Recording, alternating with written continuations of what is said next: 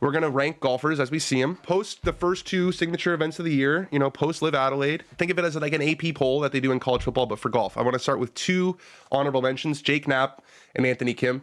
I wanted to put both of them in there, but I couldn't quite fit them in. So there, you know, in the bottom, you get others receiving votes. Those are the guys who are the first ones out. Okay, number 10, Jacob Bridgman. Tied for 4th, tied for 13th, tied for 18th, tied for 8th, and a win to start the year. Win at Riviera, big time stuff. Number 9, Bryson DeChambeau. He put up a dud in the final round of the Live Australia. He was in that final group with Jon Rahm and Anthony Kim, and he got dusted. But he still finished tied for 3rd. And look, these are my rankings. There's some vibes, some eye test involved. I'm putting Bryson in my top 10. Number 8, Chris Gotterup. 2 wins on the year so far, but he followed those up with middle of the pack finish at Pebble and a miscut at Riviera. Otherwise, he would be higher on this list. He probably would have been in the 4 to 5 range. Number 7, Hideki Matsuyama. He won Hero at the end of last year, then tied for 13th at Sony, tied for 11th at Farmers, tied for 2nd at Phoenix, tied for 8th at Pebble, and then, of course, tied for 28th when we picked him to win this week.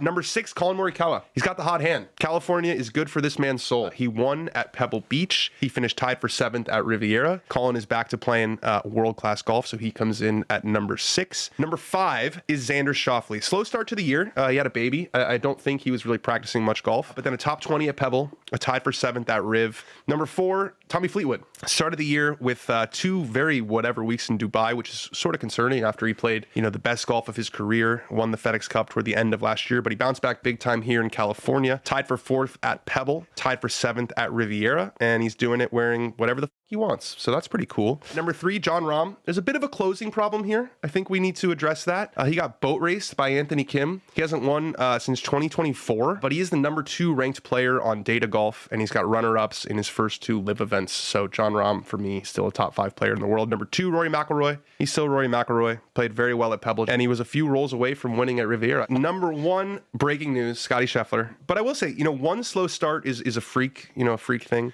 2 is a coincidence. 3 might be a pattern. It finally caught up to him this week, but he finished tied for 12th. So that's my top 10. And this is going to look very different from the official World Golf Rankings. It's going to look very different from the Data Golf Rankings. That's why they're the Dankings.